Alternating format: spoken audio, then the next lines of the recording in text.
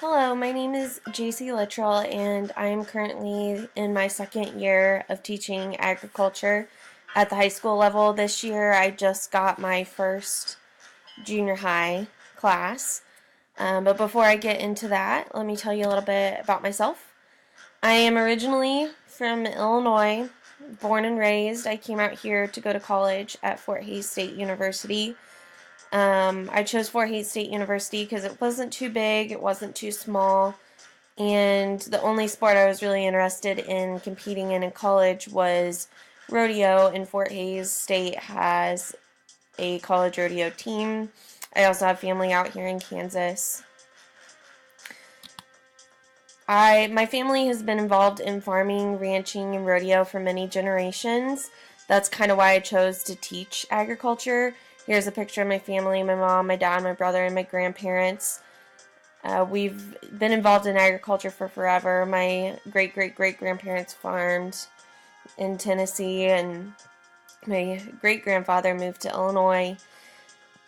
Rodeo has always been a big part of our lives, and it's a big part of our income, along with our farming and ranching.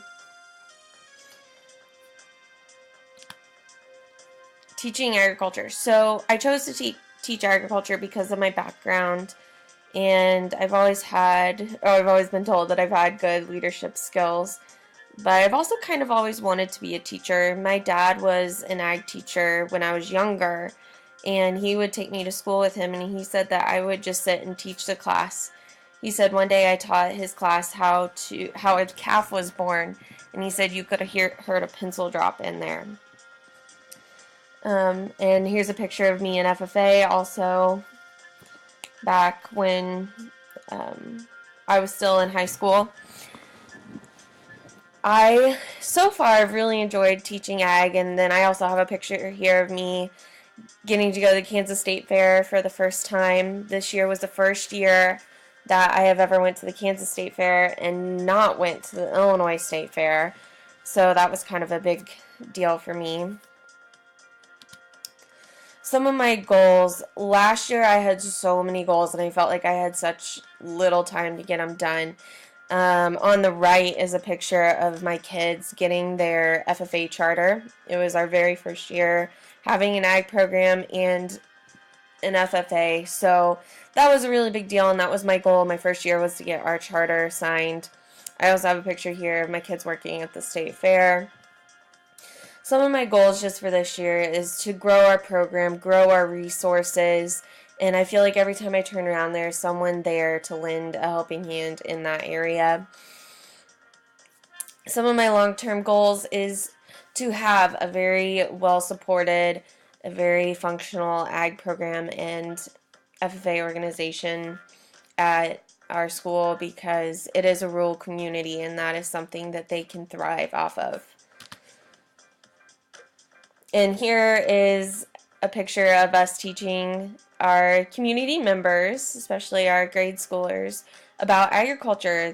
These kids got to experience firsthand some animals and crops and different things that they see every day but necessarily don't get to come into contact with. What I hope to learn in this class is a little bit more about structured curriculum. In agriculture, there are things that I should teach about and things that I can choose to teach about, which is what I love about my classes, is that it doesn't ever get boring because we can throw in whatever we want. I do include math and reading and writing all in my classes just because the kids need to see how important those other classes they are having to take, how important they are to their lives, how that's going to apply to their lives. So many of the kids in the rural community are going to go into an agricultural profession. So I want them to understand how those things are going to apply to them, those subjects they may not be so thrilled with having to take. And there's my introduction video. I hope that it was enjoyable, and looking forward to talking and discussing in this course with everyone.